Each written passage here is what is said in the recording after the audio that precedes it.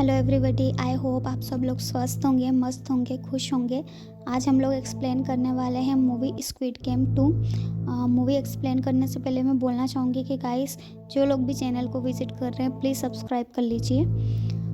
Movie की starting में सबसे पहले एयरपोर्ट दिखाते हैं, वहाँ पर जियोन को दिखाते हैं। जियोन जा रहा होता है, तभी उसे कॉल आता है और जिसका कॉल आता है वो सामने वाला बंदा उसे कहता है कि तुम्हें अमेरिका में अपनी बेटी के पास ही रुक जाना चाहिए था, तुमने यहाँ आके बहुत बड़ी गलती कर दी है और तुम रिग्रेट करोगे। तभी जिहोन उसे कहता है कि वो तो टाइम ही बताएगा कि रिग्रेट तुम करोगे या मैं, और अपनी गाड़ी में बैठ जाता है। तभी उसे रियलाइज़ होता है कि वो लोग उसकी लोकेशन कैसे पता कर पा रहे हैं और हो सकता है उन्होंने उसकी बॉडी में कहीं पर ट्रांसमीटर फिट किया हो। तभी वो जाता है और एक कटर लेके आता है, फिर वॉशरूम में जाता है और देखता है अपनी बॉडी में सारी तरफ, और फिर उसे लगता है कि शायद उसके कान के पीछे उन लोगों ने ट्रांसमीटर फिट किया है और वो वहाँ से कट लगा के ट्रांसमीटर अपने कान के पीछे से निकाल लेता है। उसके बाद में नेक्स्ट सीन में दिखाते हैं पुलिस ऑफिसर जून को, जिसको फर्स्ट पार्ट में गोली लग गई थी और जो नीचे गिर गया था और ऐसा लगा था कि शायद वो मर गया है, पर वो हॉस्पिटल में है। उसे एक शिप के कैप्टन ने बचा लिया था और वो अभी हॉस्पिटल में है। वो अपने ऑफिसर के पास जाता है, उसे सारी बात बताता है, पर कोई भी उसकी बात पे भरोसा नहीं करता है। उसके बाद में नेक्स्ट सीन में एक इन्वेस्टिगेटर किम नाम का बंदा आता है जीहुन के पास में, और वो दोनों बैठकर बात करते हैं। जीहुन उससे पूछता है कि क्या हुआ, कुछ पता चला? तो वो बोलता है नहीं, अभी तक तो कुछ पता नहीं चला। तभी जीहुन उसे बोलता है कि आज से 3 साल पहले इसी टाइम पर मुझे वो बंदा मिला था और उसने मुझे उस गेम का कार्ड दिया था। तो आप सब सारे मेट्रो स्टेशन पे अपने बंदे लगा के ढूंढो, हो सकता है वो बंदा वहीं कहीं हो, हमें उसे किसी भी हालत में ढूंढना है और जैसे ही उसके बारे में कुछ पता चले मुझे जल्द से जल्द इन्फॉर्म करना। वो बंदा अपनी पूरी टीम के साथ में लग जाता है उन लोगों को ढूंढने के लिए। वो अलग अलग मेट्रो स्टेशन पे जाते हैं और सब दूर ढूंढते हैं, पर उन्हें शुरू में तो कुछ मिल नहीं पाता है, पर फिर भी वो लोग अपनी तलाश जारी रखते हैं। जो किम है उसका असिस्टेंट बोलता है कि ये एक पागल जैसी बात है, ऐसा नहीं है कि कोई आइलैंड हो और वहाँ पर ये सब हुआ है, वो बंदा पागल हो गया है जो तुम्हें ये सब करने को कह रहा है। पर किम उसे कहता है कि ऐसा नहीं है, ये सही है, क्योंकि मुझे उसकी बात पे भरोसा है और वो मुझे बहुत सारे पैसे दे रहा है ये काम करने के लिए।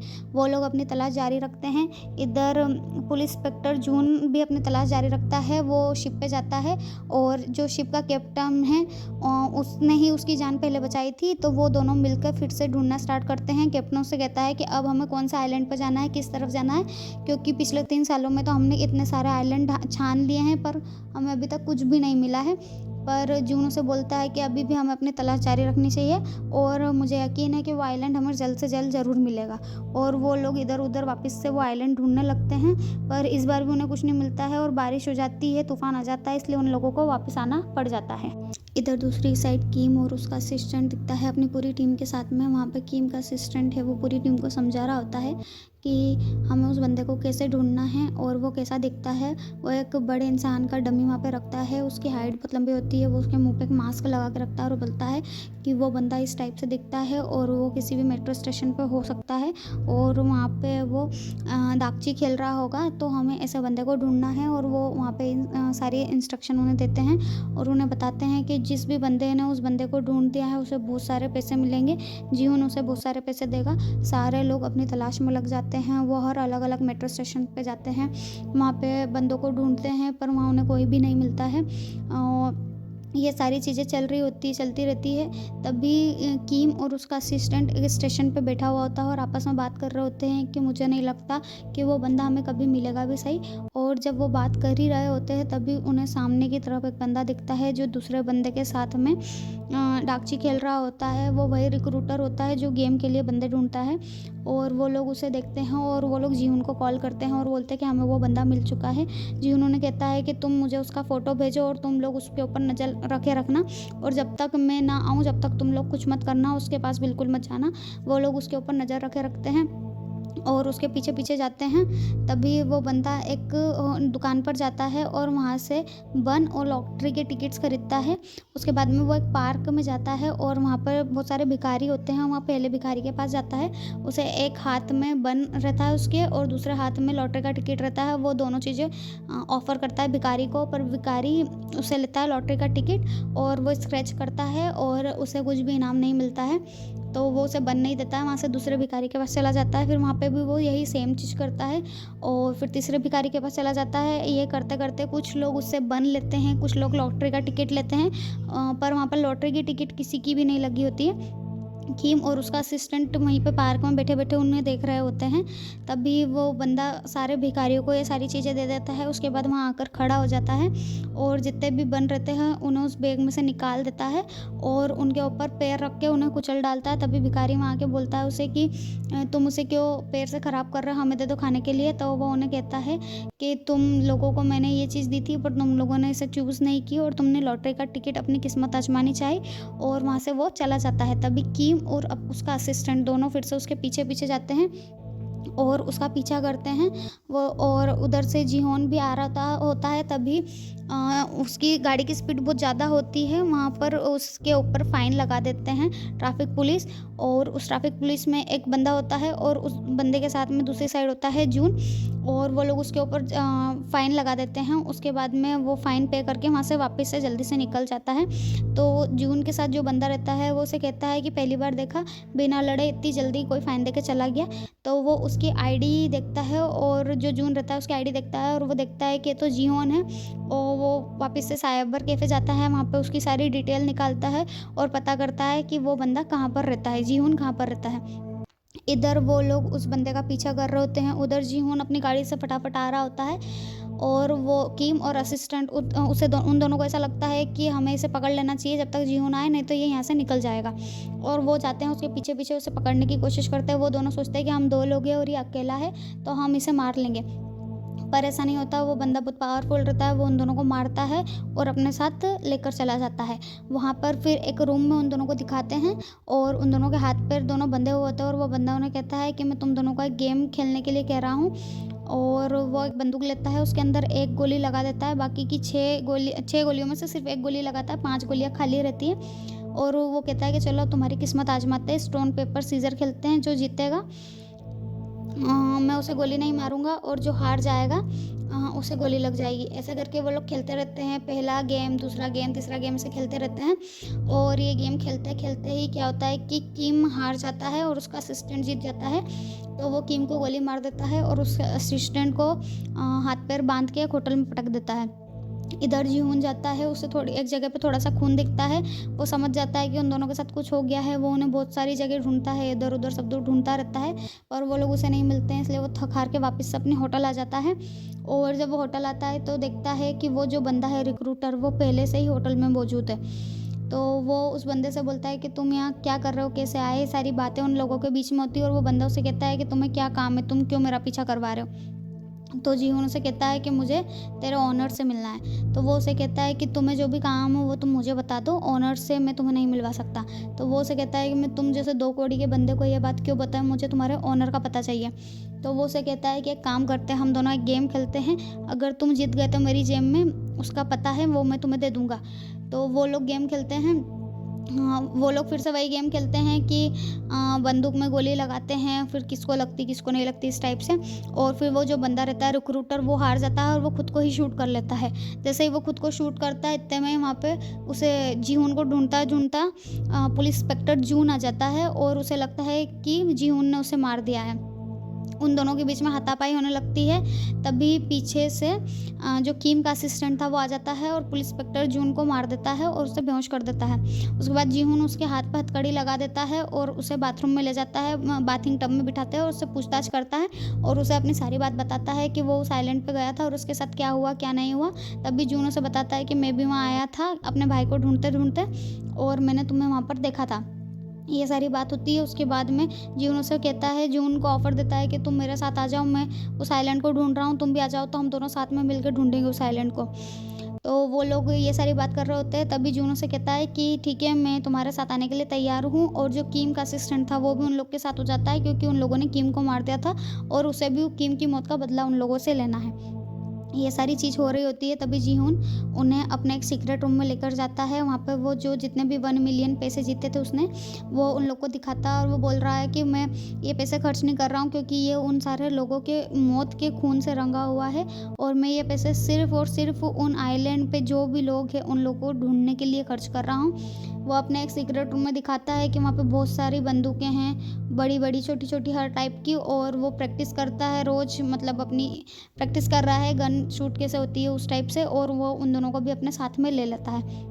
उसके बाद नेक्स्ट सीन में दिखाते हैं एक पार्क, वहाँ पे एक छोटी-सी बच्ची है जो कि बहुत सैड है। तभी वहाँ पे एक पिंक कलर के कॉस्ट्यूम में एक बनी आता है और उसे एक चॉकलेट दे देता है, तो वो बच्ची खुश हो जाती है। और फिर वो बनी फिर से पूरा जो गेम शो वो कंप्लीट हो जाता है और वो बनी अपने चेंजिंग रूम में आ जाता है। और वो छोटी-सी बच्ची वहाँ पर आती है और एक पेंटिंग लेके आती है, उसमें बनी और वो छोटी-सी बच्ची है, और वो पेंटिंग उस बनी को दे देती है। तभी वो देखती है कि वो बनी के हाथ में चोट के निशान है, तो वो उससे पूछती है कि चोट कैसे आई? तभी वो बनी अपने कॉस्ट्यूम से वो चोट के निशानों को ढक लेता है और वो बच्ची वहाँ से चली जाती है। और जो कॉस्ट्यूम के अंदर जो बनी था वो एक लड़की थी और उसका नाम है नोयोन। उसके बाद में नेक्स्ट सीन में मूवी शिफ्ट होती है जीहुन की तरफ। जीहुन एक बंदे के साथ में बैठा हुआ है और वो उस बंदे से पूछ रहा है कांगसी की माँ के बारे में, जिसे जेल हो गई थी। तो वो पूछ रहा है कि अगर हम लोग उन्हें वापस यहाँ ला सकते हैं तो मुझे बताना, और अगर कुछ भी पैसों की ज़रूरत पड़े तो मुझे बताना, उन्हें कोई भी दिक्कत नहीं होनी चाहिए। उसके बाद में फिर वो दियोक, जो कि पार्ट 1 में उसका फ्रेंड था जो कि गेम के दौरान मर गया था, उसकी एक मम्मी की एक शॉप है, वहाँ पर जाके खड़ा होता है। तभी वो देखता है कि उसकी मम्मी और जो कांगसी का भाई था वो दोनों साथ में हैं और एज अ फैमिली रह रहे हैं, और वो दोनों बहुत खुश है। ये सब देख के वो इमोशनल हो जाता है।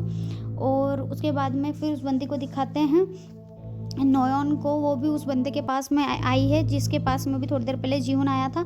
और वो उससे कहती है कि वो उसकी बेटी को, यहाँ तो वो उसकी बेटी मिल नहीं रही है, तो वो उसकी बेटी को दूसरी कंट्री में ढूंढे जो कि सिर्फ 1 साल की है। तभी वो बंदा उसे कहता है कि मैंने उससे सब दूर ढूंढ लिया है, वो मुझे कहीं नहीं मिल रही और वो मिलेगी भी तो तुम क्या करोगी? वो ये जान के क्या करेगी कि उसकी माँ ने अपने एक सीनियर ऑफिसर को गोली मार दी थी और वो भाग कर यहाँ पर आ गई है। पर वो उसे कहती है कि तुम्हें पैसों की ज़रूरत है तो मैं तुम्हें पैसा दूंगी, पर तुम मेरी बेटी को ढूंढो। पर वो कहता है कि अब बहुत मुश्किल है, पर तुम बोल रही हो तो मैं एक ट्राई और कर लेता हूँ। तभी वो अपनी कार में सो रही होती है और वहाँ पे कार के पास में एक बंदा आता है और उसे कहता है कि तुम्हें पता ना यहाँ कार पार्क होती है, यहाँ पर कार के अंदर सोना अलाउ नहीं। तो बोलती है कि ठीक है, कल से मैं ध्यान रखूँगी। उसके बाद में जून और उसकी माँ दोनों साथ में खाना खा रहे होते हैं। तभी उसकी माँ उसे कहती है कि तुम्हारे भाई का कुछ पता नहीं चल रहा है और पता नहीं वो कहाँ होगा, किस हाल में होगा, क्या पता वो मर गया है या नहीं मरा है। और वो अपनी फैमिली की बातें कर रहे होते हैं वहाँ पे। तभी जून चिढ़ जाता है और वो बोलता है कि उन्हें रिश्वत नहीं लेनी चाहिए थी, अगर वो रिश्वत नहीं लेते तो आज वो हमारे साथ होते और वो कहीं नहीं गए होते। और ये सारी बात उन लोगों के बीच में चल रही होती है। उसी के बाद में फिर नेक्स्ट सीन में दिखाते हैं कि वो जो बंदी है नियोन, वो उसको भी कार में आके एक बंदा वो कार्ड देकर जाता है गेम के लिए, और वो वहाँ पर उस नंबर पे कॉल करती है और वो उसे कहते हैं कि तुम इस लोकेशन पर जाना और वहाँ से हम तुम्हें पिक कर लेंगे। उसके बाद में दूसरी साइड में जीहुन है कि अपने दाँत में एक ट्रांसमीटर फिट करवा रहा होता है। उसने अपना असली दाँत निकलवा के नकली दाँत लगाया है और उसके अंदर उसने एक ट्रांसमीटर लगाया है ताकि वो उसे, मतलब अगर वो कहीं भी जाता है, अगर वो साइलेंट पे जाता है तो जून उसे उस तक पहुंच सके। और फिर उस बंदा जो रिक्रूटर था, उसकी जेब में से उस बंदे का कार्ड निकला था जिससे जीहुन को मिलना है। तो वो एक क्लब का कार्ड था। वो लोग वहाँ पे उस क्लब में जाते हैं। किम का असिस्टेंट, जून और जीहुन तीनों वहाँ पर जाते हैं और उस बंदे को ढूंढ रहे होते हैं। वो लोग सब दूर से ढूंढते हैं पर वो लोग कहीं पे उन्हें मिलते नहीं है। फिर अचानक से उनके सामने आते हैं और जीहुन उसके पीछे पीछे जाता है और एक बड़ी सी कार में जाकर बैठ जाता है।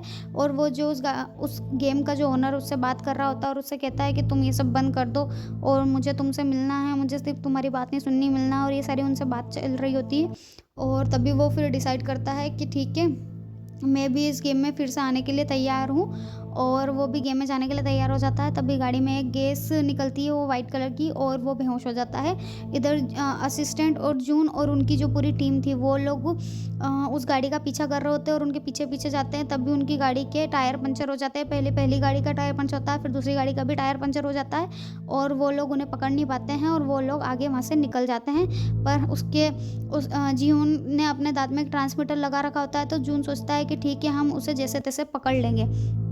और वो लोग फिर शिप पे जाते हैं और उसी कैप्टन से मिलते हैं और उन्हें बताते हैं कि उसके दांत में ट्रांसमीटर लगा हुआ है और हमें उस लोकेशन पे जाना है और उसे ढूंढना है। और वो लोग बस अपना काम कंटिन्यू कर देते हैं और वहाँ से उसे ढूंढना स्टार्ट कर देते हैं। पर तभी उन्हें पता चलता है कि वो लोकेशन पे पहुँच जाते हैं और उन्हें पता चलता है कि वो वही लोकेशन है जहाँ पे उस रात से लोकेशन शो हो रही है। पर वो देखते हैं कि वहाँ पे एक बंदा है जो मछली पकड़ रहा है, उसके एक बॉक्स के अंदर उनसे उन्हें वो ट्रांसमीटर मिलता है और उन्हें ये बात का पता चल जाता है कि जो गेम के ओनर्स हैं उन्हें ये पता है कि उसके दाँत में ट्रांसमीटर था और उन्होंने उसे उन लोगों को बहकाने के लिए वो ट्रांसमीटर यहाँ पे फेंक दिया है ताकि वो लोग मतलब समझ ना पाए और वो लोग गलत जगह पर पहुँच जाए। इधर जीवन को भी होश आ गया है, वो उठता है और फिर देखता है इधर उधर कि वो आइलैंड पे पहुंच गया है। वो इधर उधर देख ही रहता है लोगों को, तभी वो पिंक कॉस्ट्यूम वाले लोग आ जाते हैं और उन्हें कहते हैं कि आप लोगों को एक फॉर्म है उसके ऊपर सिग्नेचर करना है। तभी वहाँ पर जो लोग रहते हैं उसमें से एक कंटेस्टेंट है, वो उन्हें बोलती है कि आप लोग हमें यहाँ ऐसे इस तरीके से किडनैप कर क्यों लेकर आए हैं। तो वो लोग उन्हें बोलते हैं कि ये सब हम लोगों ने इस गेम की सिक्योरिटी और आप लोगों की सिक्योरिटी के लिए ही किया हुआ है। तभी वहाँ पे कुछ और लोग रहते हैं, वो लोग उन्हें बोलते हैं कि हम लोगों के जो ब्रांडेड कपड़े थे वो उतार के तुम लोगों ने हमें ये सड़े हुए कपड़े पहनाए। कोई और बोलता है कि मेरे ब्रांडेड शूज़ से तुमने वो उतार के मुझे ये सड़े से जूते क्यों पहनाते हैं। तभी वो पिंक आउटफिट वाले लोग उन्हें कहते हैं कि हमें पता है कि कौन कितना ब्रांडेड और कौन नहीं। और वहाँ स्क्रीन पर सामने वो उन लोगों को दिखाते हैं और बताते हैं कि किसने किससे कितना कितना कर्जा लिया हुआ है। किसी ने 5 मिलियन, किसी ने 10 मिलियन, किसी ने 50 मिलियन, किसी ने 1 बिलियन। और ये सारी चीज़ें बताते हैं। जितने भी प्लेयर्स रहते हैं उन सबकी बोलती बंद हो जाती है और चुपचाप वहाँ पे खड़े होते हैं। तभी एक बूढ़ी औरत को दिखाते हैं, वो अपने बेटे के पास जाती है और उसे मारने लगती है और कहती है कि तू यहाँ क्यों आया, तुझे पता नहीं खतरनाक जगह है। उनका बेटा उन्हें समझाता है कि माँ ऐसा कुछ नहीं है, आप यहाँ क्यों आई हो। और ये सारी बातें उन लोगों के बीच में चल रही होती है। तभी वो पिंक आउटफिट वाले लोग उन्हें कहते हैं कि चलिए आप सब लोग 1 बाय 1 लाइन में आ जाइए और ये जो फॉर्म है इसके ऊपर सब 1 बाय 1 साइन कीजिए। वो सब लोग लाइन में आ जाते हैं और फिर उस फॉर्म पे 1 बाय 1 साइन करने लग जाते हैं। उसके बाद में फिर उन लोगों को उनका फर्स्ट गेम खेलने के लिए ऊपर लेके जा रहे होते हैं। जब वो लोग उन्हें ऊपर लेके जा रहे होते हैं तभी जीहून का दोस्त जुनवे पीछे से उसे आवाज़ लगाता है और उसे कहता है कि तू यहाँ कैसे आया।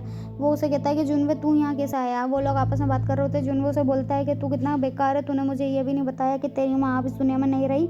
मुझे ये बात मेरी बीवी ने बताई, मुझे इस बात का बहुत बुरा लगा। तुझे मुझे ये बात बता देनी चाहिए थी और मैं तुझे कब से ढूंढ रहा हूँ, तू कहाँ था, कुछ तो बताता, कभी एक फ़ोन तो करता। ये सारी बात उन लोग के बीच में होती है। तभी जीहून उसे बोलता है कि तू ये सारी बातें छोड़ और मेरी बात ध्यान से सुन। अब इस गेम में जो जो भी होगा मैं जैसा तुझे कहूँगा तू वैसा ही करना और इस गेम में अब तुझे मेरे पीछे ही रहना है। इधर वो लोग भी लोकेशन के ऊपर पहुंच गए हैं, गलत लोकेशन के ऊपर पहुंच गए हैं और वहाँ पे उन्हें एक बंदा मिलता है जिसके पास वो ट्रांसमीटर है जिसके डब्बे में रखा हुआ है। और फिर वो लोग वापस से इधर इस लोकेशन को दिखाते हैं। वहाँ पे जीहून को अचानक से ऐसा लगता है कि उसके दांत में कुछ अटपटा सा लग रहा है उसे। वो दांत नीचे निकाल के देखता है तो वो क्या देखता है कि वो ये दांत है ही नहीं जो उसने फिट करवाया था और इसमें वो ट्रांसमीटर भी नहीं है। इधर वो गेम फिर से स्टार्ट हो गया है, ग्रीन लाइट रेड लाइट। वो सब लोग को इंस्ट्रक्शंस मिलते हैं कि अपनी अपनी पोजीशन पे आ जाए और वहाँ पर खड़े हो जाए। तभी जीवन सबको बोलता है कि ये बहुत खतरनाक गेम है, अगर हम लोग हिलते हुए पाए गए तो हम लोग अपनी जान से हाथ धो बैठेंगे, इसलिए कोई भी हिलना मत। वहाँ जितने भी लोग रहते हैं सब लोग हंसने लगते हैं और कहते हैं कि ये पागल है क्या, ग्रीन लाइट रेड लाइट खेलते हुए कौन मारा जाता है। और उसकी बात को कोई भी सीरियसली नहीं रहता है। तभी वहाँ पे एक बंदी रहती है, उसके गले पे मधुमक्खी आ जाती है और वो एकदम से हिल जाती है और उसके बाद बोलती है कि लो मैं तो हिल गई। और वो लोग उसे शूट कर देते हैं। जैसे ही वो लोग उसे शूट करते हैं तो वहाँ जितने भी लोग रहते हैं वो एकदम से घबरा जाते हैं और इधर उधर भागने लगते हैं। जैसे ही वो लोग भागने लगते हैं वो लोग उन्हें शूट करने लग जाते हैं। तभी जीहून आगे आता है और उन लोग को बोलता है कि कोई भी हिलना मत, क्योंकि ये आगे जो डॉल है इसकी आंखों में मोशन डिटेक्टर्स लगे हुए हैं और ये हमें डिटेक्ट कर लेगी जैसे ही हम हिलेंगे और हमें शूट कर देंगे ये लोग। इसलिए सब लोग बहुत सावधानी के साथ आगे बढ़े और जल्दी आगे बढ़े क्योंकि हम लोगों के पास में टाइम बहुत कम है। ये गेम चल ही रहा था तभी एक बंदा हिल जाता है और 001 जो कि वो लड़की है नियोन, उसके वो नहीं है इसलिए उसने उसके पैर पे शूट कर दिया। वो जैसे ही 3 या 4 सेकंड बचते हैं, जीहून और एक और बंदी रहती है वो दोनों जाते हैं और उस बंदे के पैर में गोली लग जाती है, इसलिए उसे खींच के लाइन के इस पार लेकर आ जाते हैं।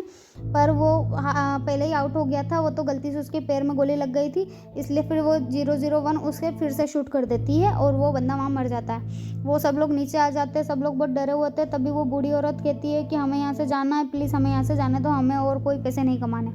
उसी टाइम जीवन सामने आता है और बोलता है कि तुम लोगों ने पहले ही कहा था कि तुम हमें हर गेम के बाद मौका दोगे, अगर हमें घर जाना होगा तो तुम हमें घर जाने दोगे। वो लोग बोलते हैं कि हाँ बिल्कुल हम लोगों ने ऐसा किया कहा था और अब ऐसा ही होगा। हम लोग वोटिंग मशीन लेके आ रहे हैं, जिसे जाना है वो क्रॉस के ऊपर वोट करना और जिसे नहीं जाना है वो ओ के ऊपर वोट करना।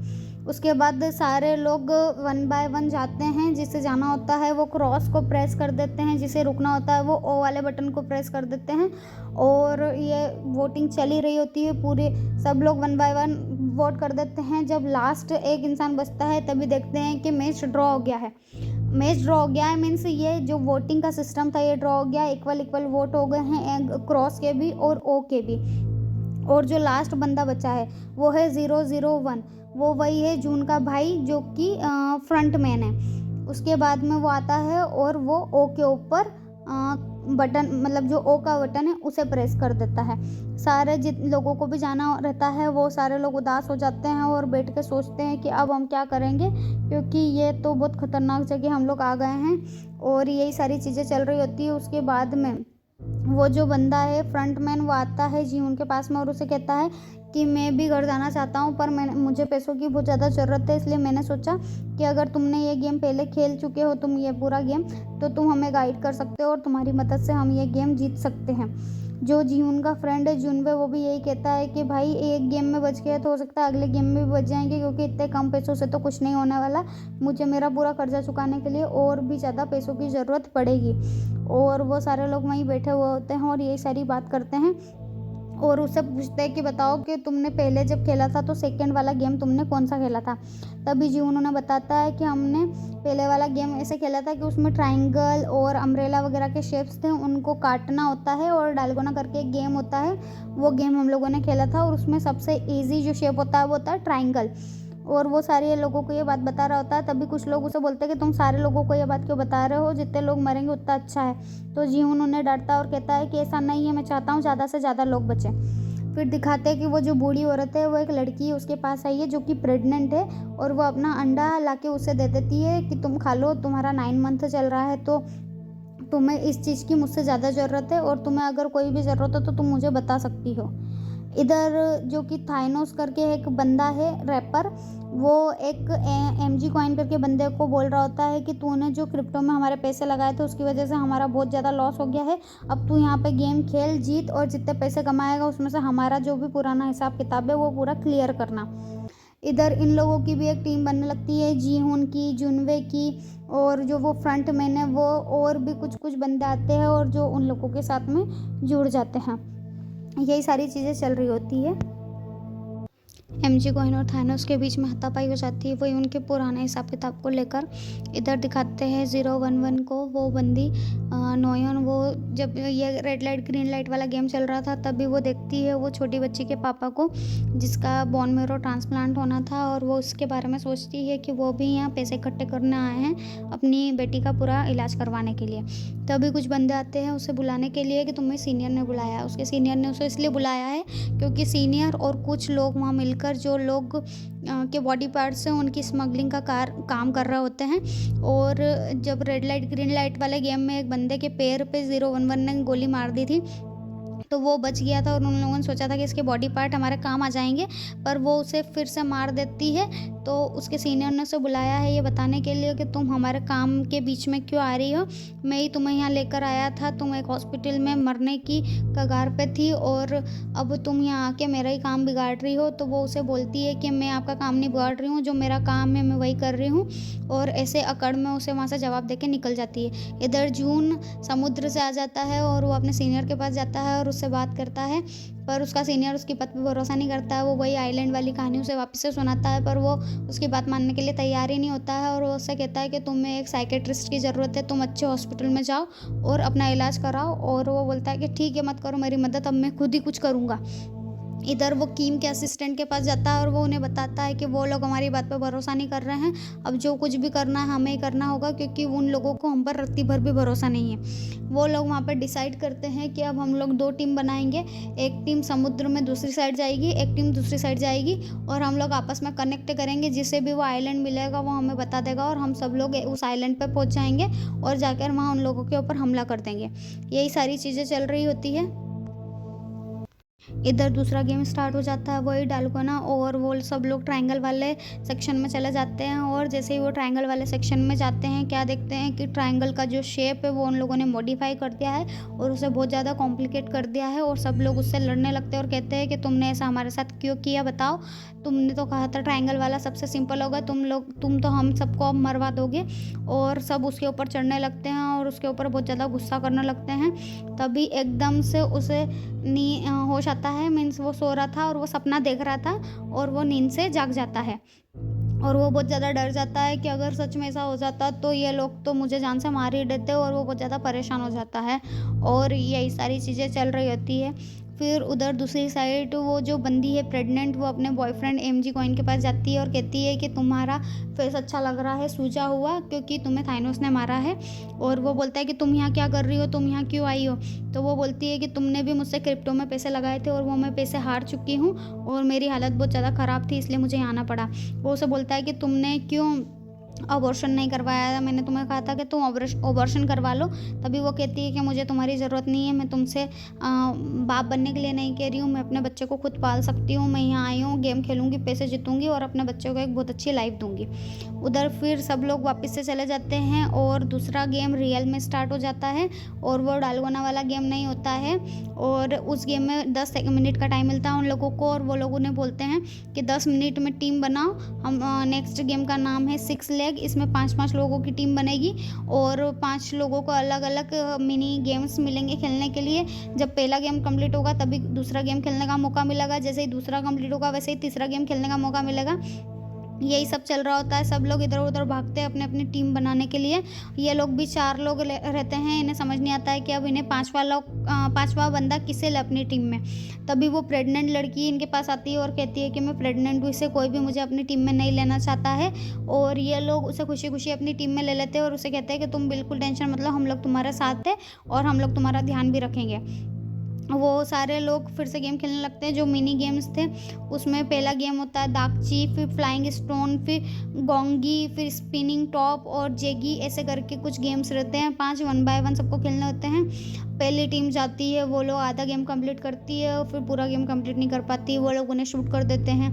फिर दूसरी टीम जाती है, तीसरी टीम जाती है, ऐसा चलते रहता है। कुछ लोग जीतते हैं, कुछ लोग हार जाते हैं, कुछ लोग को वो वहीं पे शूट कर देते हैं और ये सारी चीज़ें हो रही होती है। उसके बाद में लास्ट में इन लोगों का नंबर आता है, ये सारे लोग भी जाते हैं 1 बाय 1 खेलने के लिए। उसके बाद में जो वो बंदी रहती है प्रेग्नेंट, वो खेलती है दागची और वो पहली बार में ही जीत जाती है। फिर वो जो उसका फ्रेंड रहता है जुनवे, वो फ्लाइंग स्टोन वाला गेम खेलता है। उसके बाद जो थर्ड वाला लड़का रहता है वो खेलता है गोंगी। उसके बाद स्पिनिंग टॉप के लिए जो फ्रंट मैन है उसका नंबर आता है और वो ठीक से खेल नहीं पाता। वो पहली बार ट्राई करता है, दूसरी बार ट्राई करता है, फिर तीसरी बार ट्राई करता है, उससे हो ही नहीं पाता, वो बहुत ज़्यादा परेशान हो जाता है। उसके बाद में थर्ड या फोर्थ टाइम में उसका जो लट्टू रहता है वो स्पिन करता है। और उसके बाद में जो जेगी है वो खेलता है जीहून और वो लोग जीत जाते हैं। और वो लोग ये पूरा जो गेम है ये मतलब उनका ये वाला जो पूरा गेम है कंप्लीट हो जाता है और ये गेम ख़त्म हो जाता है। पर ये गेम खेलने के बाद सब लोग नीचे आते हैं और वो सब लोग परेशान रहते हैं क्योंकि बहुत सारे लोग मर चुके होते हैं। इधर 2 बंदे आते हैं नियॉन के रूम में और उसे कहते हैं कि उसे क्यों समझ में नहीं आ रहा है, जब उन लोगों ने उससे कह दिया है कि वो उन लोगों के काम में दखल अंदाजी करना बंद कर दे, तो वो क्यों अपनी हरकतों से बाज नहीं आ रही है। और वो लोग उसे धमकाते हैं और उससे कहते हैं कि अगर अब उसने उन लोगों के काम में दखल अंदाजी करना बंद नहीं किया तो वो उसकी ऐसी हालत करेंगे कि जो वो कभी सोच भी नहीं सकती, और उसके साथ बहुत बदतमीजी करने लगते हैं और उसके गाल पे चाकू से एक कट लगाकर चले जाते हैं और उसे एक वार्निंग देके जाते हैं कि अब अगर आगे से उसने कोई गलती की तो वो लोग ये गलती को बर्दाश्त नहीं करेंगे और वो लोग उसे जान से मार देंगे। उसके बाद में फिर इधर सारे कंटेस्टेंट को दिखाते हैं, वो लोग आपस में बैठ के बात कर रहे होते हैं और सोच रहे होते हैं कि आज हो सकता है कि वो लोग ये वोटिंग जीत जाए, क्योंकि आज घर जाने वालों की संख्या उन्हें ज़्यादा दिख रही है और अब पैसे भी इतने हो गए हैं कि सब लोग घर जाने के लिए शायद मान जाएंगे। तो वो लोग यही सारी चीज़ें डिसाइड कर रहे होते हैं, आपस में डिस्कस कर रहे होते हैं। तभी वही पिंक आउटफिट वाले लोग आ जाते हैं और उनसे कहने लगते हैं कि वोटिंग की प्रक्रिया फिर से चालू हो रही है और सब लोग आ जाइए वोट करने के लिए। जिसे घर जाना है वो एक्स वाले बटन को प्रेस करे और जिसे यहाँ रुकना है वो 0 वाले बटन पर प्रेस करे। उसके बाद में जो थाइनस है उसके पास में एक क्रॉस है जिसके अंदर कुछ ड्रग्स है, जो लेने के बाद में वो फियरलेस हो जाता है और गेम्स को बिल्कुल अच्छे से परफॉर्म करने लगता है। उसे किसी चीज़ का कोई डर नहीं रहता है। यही सारी चीज़ें हो रही थी। फिर वो आंटी को दिखाते हैं, वो उस बंदी जो कि ना लड़का है ना लड़की, उससे बात कर रही होती है कि तुम ऐसे क्यों रहती हो और सारी चीज़ें बात कर रहे होते हैं। तो वो बताती है कि मैं अपनी सर्जरी करवाना चाहती हूँ, अभी मेरी पूरी सर्जरी हुई नहीं है, वो सर्जरी हो जाएगी तो मैं पूरी तरह से लड़की बन जाऊँगी। इधर बाकी के सारे पैसे दिखा रहे होते हैं कि जितने कंटेस्टेंट मर चुके हैं उसके बाद में पैसा और कितना ऐड हो चुका है, और सारे लोग बैठे हुए होते हैं और वो ये सारे पैसे देख रहे होते हैं। इधर वो पिंक आउटफिट वाले लोग आ जाते हैं वहाँ पर वापस और फिर से वोटिंग की प्रक्रिया चालू हो जाती है। जिसे घर जाना है वो एक्स के ऊपर वोट देते हैं, जिसे यहाँ रुकना है वो 0 को वोट देते हैं। और फिर वोटिंग के बाद में जो एक्स वाले लोग रहते हैं वो फिर से हार जाते हैं और जो यहाँ रुकने वाले लोग हैं वो जीत जाते हैं, क्योंकि लोगों के लिए इतना पैसा इनफ नहीं है कि वो घर जा सके और वो लोग सोचते हैं कि उन्हें और पैसों की ज़रूरत है ताकि उनका सारा कर्जा चुक जाए। उसके बाद में वो जो बुजुर्ग हो रहे थे उन्हें दिखाते हैं, वो बहुत ज़्यादा उदास बैठी हुई है और वो उदास इसलिए बैठी हुई है क्योंकि उनका जो बेटा है उसने एक्स की जगह ओ वाला बटन प्रेस किया था और वो यही सोच रही होती है कि मतलब वो इतना समझा रही है अपने बेटे को, फिर भी उनका बेटा नहीं समझ रहा। तो ये सारी चीज़ें सोच के वो बहुत ज़्यादा उदास और डिप्रेस हो जाती है। फिर उनका बेटा उनके पास आता है और वो कहता है कि माँ, मैंने बहुत ज़्यादा कर्जा लिया हुआ है, इतने से पैसों से मेरा कर्जा नहीं चुकेगा, मुझे और ज़्यादा पैसों की ज़रूरत है। हम लास्ट ये वाला जो गेम है इसके बाद वाला वो लास्ट गेम खेल के हम लोग सच में घर चले जाएंगे। पर वो अपने बेटे से कहती है कि अगर मैं मर जाऊँ तो शायद तुझे कोई फ़र्क नहीं पड़ेगा, पर अगर मेरे सामने तू मर गया तो मैं तो जीते जी मर जाऊँगी, और तू क्यों नहीं समझता, तू क्यों नहीं मेरी बात मानता। और ये सारी चीज़ें चल रही होती है। उधर फिर वॉशरूम में एमजी कॉइन और थाइनस के बीच में वापस से बहस चालू हो जाती है। वो लोग आपस में बहस कर रहे होते हैं। उसके बाद में दूसरे लोग वहाँ पे जीहून और जुनवे वगैरह आ जाते हैं। तो ये सब देख के थाइनस उसे छोड़ के वहाँ से चला जाता है और उन लोगों की बहस वहीं पे ख़त्म हो जाती है और यही सारी चीज़ें चल रही होती है। उसके बाद में फिर से जहाँ पे सारे कंटेस्टेंट बैठे हुए हैं वो सारी जगह दिखाते हैं और वो सब लोग आपस में डिस्कस कर रहे होते हैं कि अब हमें क्या करना है। और इधर जीहून भी थोड़ा सा गुस्सा है सारे लोगों से कि लोग को मैं इतना बचाने की कोशिश कर रहा हूँ पर कोई भी बचना क्यों नहीं चाहता है, कोई भी वापस से घर जाना क्यों नहीं चाहता है। ये सारी चीज़ें होने के बाद में रात हो जाती है और सारे लोग सो जाते हैं। और उसके बाद ही जो फ्रंटमैन है वो जीहून को बताता है कि मेरी वाइफ प्रेग्नेंट है और वो बहुत ज़्यादा बीमार है, हॉस्पिटल में एडमिट है, मैंने रिश्वत ली थी इसलिए मेरे ऊपर केस हो गया था और मुझे पुलिस ढूंढ रही है और मैंने लोगों से बहुत ज़्यादा कर्जा भी लिया हुआ है।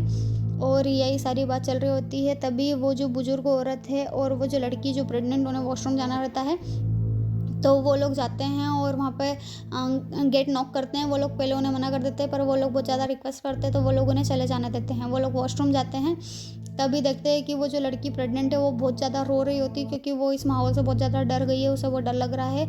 और वो सबके सामने इसलिए नहीं रो रही है क्योंकि लोग उसे कमज़ोर समझेंगे, इसलिए वो सबके सामने रोना नहीं चाहती है। इधर जीहून और जुनवे आपस में बैठकर बात कर रहे होते हैं उनके पुरानी कि क्या हुआ था, किसने किससे पहले कर्जा लिया था, नहीं लिया था, और अगर हम लोग यहाँ से ज़िंदा बच गए हैं तो कौन पार्टी देगा।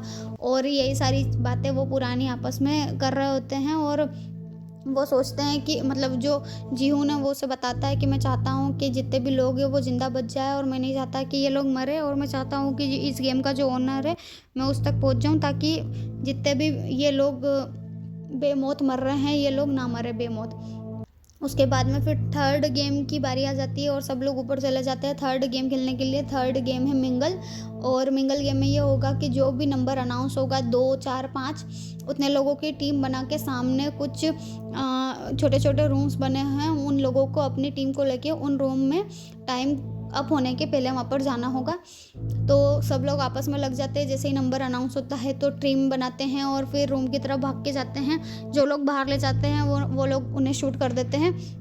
यही सारी चीज़ें चल रही होती है। इस बीच में कोई अपनी टीम तोड़ के दूसरे की टीम में जा रहा होता है, तो कोई अपनी टीम में नए बंदों को ढूंढ के आ रहा होता है, कोई अपने ग्रुप के लोगों को बाहर धक्का दे रहा होता है, तो कोई नया बंदा अपने ग्रुप के अंदर वापस से लेके आता है।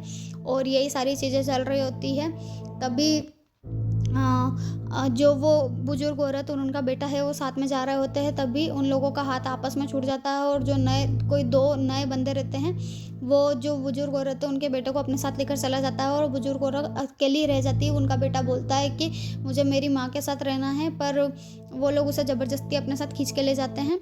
उसके बाद में वो जो जीहुन और जो फ्रंट मैन है उसके साथ में बुजुर्ग औरत को वो अपने साथ में लेके चले जाते हैं और वो उससे पूछते हैं कि आपके बेटे ने आपको क्यों नहीं बचाया, वो अकेला क्यों चला गया। तो वो उसकी माँ उसे बताती है कि ऐसा कुछ नहीं है, मेरा बेटा बहुत अच्छा है और सिचुएशन ही ऐसी हो गई थी कि उसे जाना पड़ा, और आप मेरे बेटे के ऊपर ऐसे डाउट मत कीजिए। और ये सारी बात बोल के वो लोग बाहर जाते हैं। फिर वो बुजुर्ग औरत अपने बेटे से मिलती है, वो लोग आपस में गले मिलते हैं। उनका बेटा उन्हें देख के रोने लगता है और कहता है कि अम्मा आप मेरा हाथ कस के पकड़ लो, अब मैं आपसे अलग नहीं होऊंगा और हम दोनों साथ में ही रहेंगे जब तक इस गेम में है तब तक। गेम का नेक्स्ट राउंड चालू हो जाता है, फिर से एक नंबर अनाउंस होता है और सब लोग अफरा तफरी मच जाती है, सब लोग इधर उधर भागने लग जाते हैं और कोई बाहर जाता है, कोई अंदर आ जाता है, चलता रहता है। फिर नेक्स्ट गेम स्टार्ट हो जाता है, फिर वापस से कोई नया नंबर अनाउंस होता है, सब लोग इधर उधर भागते हैं टीम बनाने के लिए। और उसके बाद में जो फ्रंट मैन है और जुनवे है वो दोनों साथ में भाग के जाते हैं, क्योंकि नंबर अनाउंस हुआ होता है 2, और वो लोग देखते हैं कि पहले से ही वहाँ अंदर एक बंदा है। तो वो जो जुनवे है टाइम अप हो जाता है, गेट लॉक हो जाता है, तो वो जो अंदर बंदा रहता है उसको वहाँ अंदर ही वो मार डालता है। ये देख के जुनवे बहुत ज़्यादा डर जाता है और वो घबरा जाता है कि ये फ्रंट मैन ने क्या किया, उसने एक बंदे को मार दिया।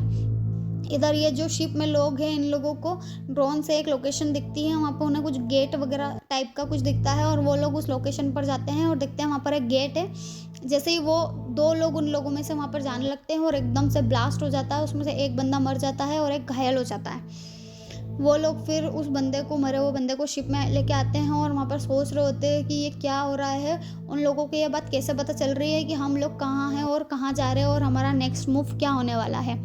यही सारी चीज़ें चल रही होती है और वो लोग बहुत ज़्यादा परेशान हो रहे होते हैं कि हम लोग इतनी मेहनत कर रहे हैं वो आइलैंड ढूंढने के लिए, पर हमें वो आइलैंड मिल नहीं रहा है और हमारा हर मूव उन लोगों को पता नहीं कैसे पता चल रहा है। और ये सारी चीज़ें हो रही होती है। फिर वो गेम ख़त्म हो गया है, सब लोग वापस से नीचे आ गए हैं जितने भी कंटेस्टेंट हैं, और वहाँ नीचे आकर वो लोग बैठ जाते हैं और वो लोग डिसाइड करते हैं कि अब इस बार तो हमें घर जाना ही जाना है और कैसे भी करके हम लोग को घर पहुँचना है।